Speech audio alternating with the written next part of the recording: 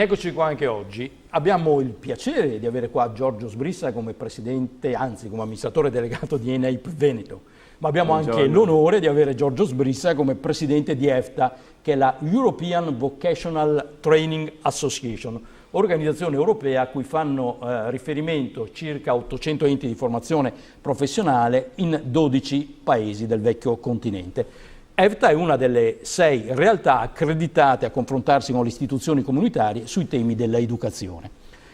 Allora, quando ci siamo incontrati altre volte, abbiamo sempre sottolineato come la formazione professionale italiana, insomma, sia comunque una formazione professionale di qualità.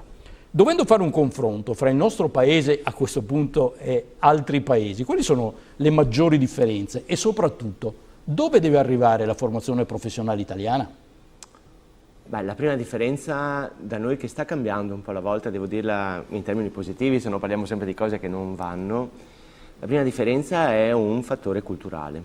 La formazione professionale in Europa è una cosa a cui tutti gli Stati membri tengono tantissimo, per un motivo molto semplice, è un motivo economico, è un fattore importante per le imprese. Se i lavoratori sanno fare bene il loro lavoro, le imprese producono dei pezzi migliori che vendono sul mercato e quindi parliamo dell'importanza della competitività del sistema delle imprese.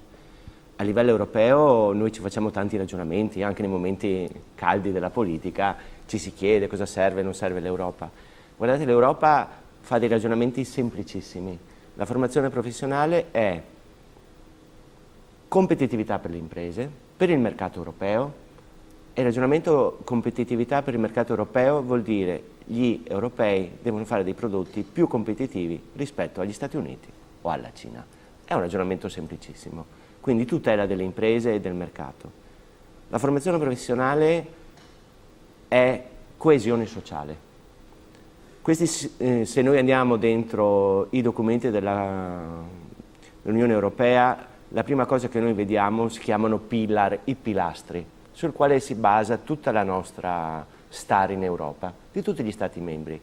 Questi pilastri fondamentali sono i pilastri dei diritti, perché a volte ci dimentichiamo questa cosa, scusate se la richiamo. E i pilastri dei diritti sono i pilastri dei lavoratori, come diritti dei lavoratori, ma i pilastri dei cittadini e i pilastri delle imprese e dell'economia, ovviamente, e stanno insieme.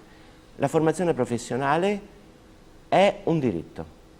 È competitività per le imprese, ma è un diritto che noi definiamo, non noi, lo abbiamo definito nei trattati a partire da Roma e ce ne sono stati tanti altri, e la definiamo come la coesione sociale, perché attraverso la formazione professionale uno ha un lavoro, mantiene una famiglia, partecipa alla collettività e quindi è una cosa importantissima. Qual è la differenza con gli altri Stati membri? Che primo, se noi prendiamo la Francia o prendiamo la Germania, anche la Germania, guardate, ha un sistema federativo, è una federazione, in un certo senso ci sono i land, ma c'è un sistema unitario che va a definire cos'è un idraulico piuttosto che cos'è un meccanico. Da noi questo percorso è delegato alle singole regioni e quindi cos'è che abbiamo purtroppo ancora in Italia? Un sistema dove le regioni del nord, e la prima, devo dire, la nostra regione del Veneto è un'eccellenza, ma non in Italia, è un'eccellenza a livello europeo. Perché? Perché il sistema della formazione professionale fa uscire persone, ragazzi o adulti, con alti livelli professionali, tecnici, che trovano occupazione altissima. Noi nei ragazzi abbiamo occupazione, poi in questo momento figuratevi, che viaggiano ben oltre l'80%, vuol dire chi fa un percorso di formazione professionale trova lavoro e noi lo misuriamo dopo un anno, oltre l'80%. È una formazione che funziona per gli adulti. Perché? Perché le imprese assumono queste persone o piuttosto le imprese chiedono di fare formazione specifica. E il nord Italia è una parte della nostra nazione dove la formazione professionale funziona. Funziona proprio dal punto di vista qualitativo. Tenete conto che c'è un'altra cosa importantissima dal punto di vista anche della coesione sociale. Una cosa importante per tutti noi è l'abbandono scolastico. Dove c'è la formazione professionale, l'abbandono scolastico è molto, ma è un grande problema che ci dimentichiamo. Ci sono delle realtà nel che sud... dà una risposta a dei percorsi didattici diversi. Esatto, guardate che nel sud ci sono delle regioni dove su 10 ragazzi, un quarto non arriva a conseguire il diploma delle medie. E questo è un problema poi per la collettività, perché sono ragazzi sbandati, sono per strada, non lavorano. Ma la cosa che interessa di più è la competitività poi delle imprese. Se le nostre imprese sono competitive, noi stiamo meglio, è ovvia questa cosa. Quindi una differenza è una differenza anche culturale, quello che vi stavo dicendo, che vuol dire che in molti Stati membri una delle prime cose che è presa in considerazione è l'importanza che tutti i cittadini, tutta la vita, facciano percorsi di formazione professionale, è una cosa vecchia, aggiornati, ma siano sempre aggiornati, intendo dal punto di vista tecnico-professionale ovviamente. Sta cambiando da noi, però noi abbiamo vissuto per molto tempo il fatto che la scuola a cui noi aspiravamo era il liceo. certo. E invece la formazione professionale, se fatta bene, ovviamente, può essere un'alternativa. Alternativa anche dal punto di vista lavorativo, economico, si guadagnano soldi. Parlando dei ragazzi del meridione dell'alto abbandono scolastico, mi ha fatto venire una domanda.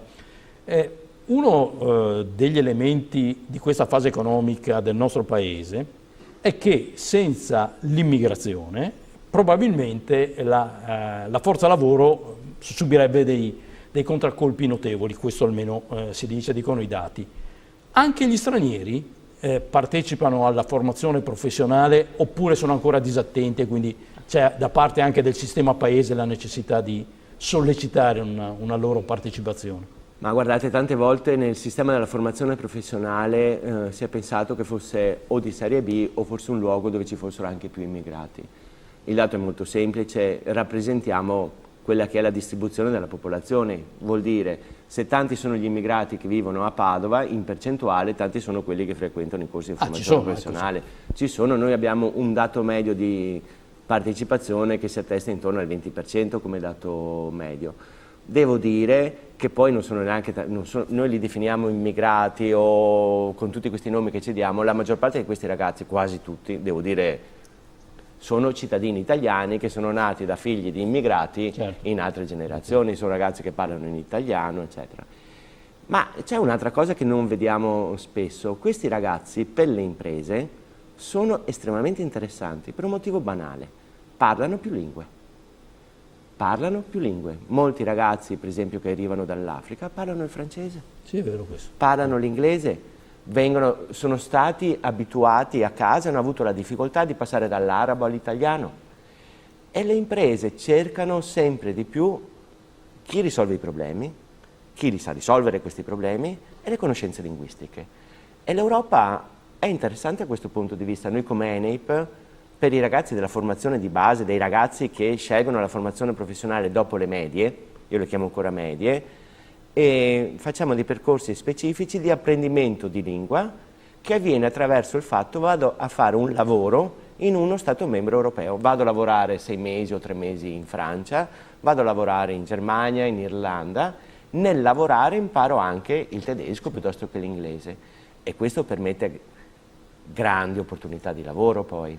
Uno può decidere se stare in Italia a lavorare piuttosto che lavorare in Germania, ma se lavora in Italia guadagna molti più soldi perché l'impresa, avere un lavoratore che può mandare a fare gli impianti in Germania, insomma vedete voi, è un grande valore aggiunto. La dico sorridendo, ma la formazione professionale adesso che è estate va in vacanza come la scuola tradizionale?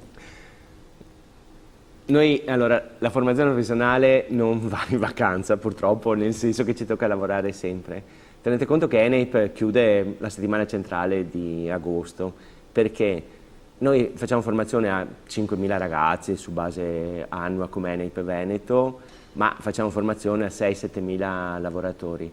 E molte imprese... Cioè rimanete aperti per gli adulti, se cioè anche i vostri ragazzi andranno restiamo aperti sempre fuorché il 15 di agosto. La formazione è la formazione per chi vuole imparare a saldare, per chi vuole imparare a migliorare il livello della ristorazione e si fa tutto l'anno.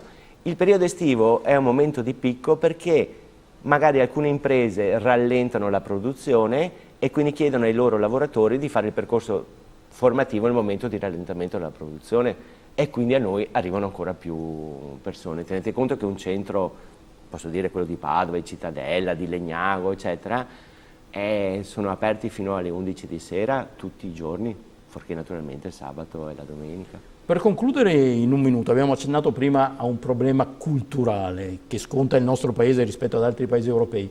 È anche una questione di considerazione sociale della formazione professionale, cioè che all'estero è considerata magari un'istruzione di serie A, mentre da noi ancora insomma guardate, sta arrancando. All'estero è così considerata una formazione di serie A che quando noi parliamo di formazione professionale non parliamo solo quella dei giovani, ma gli ingegneri fanno i percorsi dentro i centri di formazione professionale, vengono fuori con basi teoriche e magari gli si affianca dei percorsi di apprendimento sulle macchine utensili, che non hanno mai visto.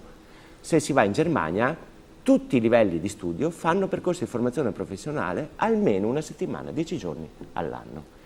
Da noi, ed è sbagliata questa cosa qui purtroppo, sappiamo che dobbiamo formarci tutta la vita, ma la posticipiamo sempre come scelta, salvo poi trovarci con delle debolezze personali dal punto di vista professionale. Stiamo cambiando per un motivo molto semplice, che le imprese si rendono conto che se hanno lavoratori ben formati, guadagnano più soldi, e anche il lavoratore. Quindi sta cambiando anche per un motivo diverso, che è cambiata la norma in Italia. Una volta il ragazzo della formazione professionale finiva un percorso dopo 3 anni. Oggi, con una serie di passaggi, da noi si fa il 4º anno, ma il 4º anno è un diploma e può fare anche il 5º anno, può andare anche all'università. Molta gente non lo sa ancora questo, quindi ha una valenza pari a quella di fare un percorso del liceo, in buona sostanza.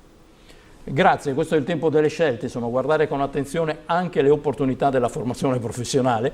Grazie a Giorgio Sbrissa, che è l'amministratore delegato di ENEIP Veneto, ma è anche il presidente di ETVA, European Vocational Training Association, che è l'organizzazione europea a cui fanno riferimento circa 800 enti di formazione professionale in 12 paesi europei. Grazie. Grazie a voi. Alla prossima.